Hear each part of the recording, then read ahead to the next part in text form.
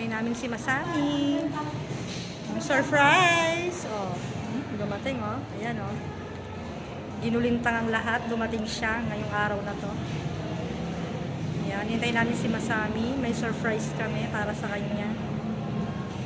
Ito kami waiting. Wala pa. Ano kaya magiging reaction ni Masami? Ayan na si Madam.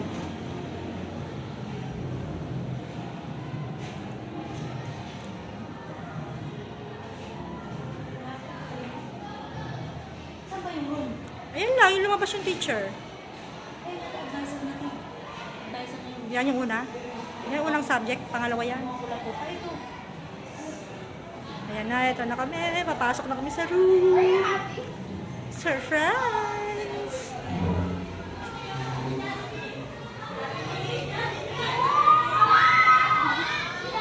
Hello! Ayun, oh. Surprise!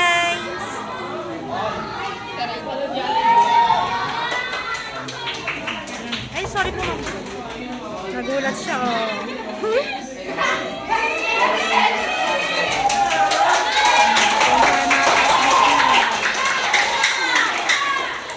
Happy yan. Kasi mag-birthday na siya sa Lunes.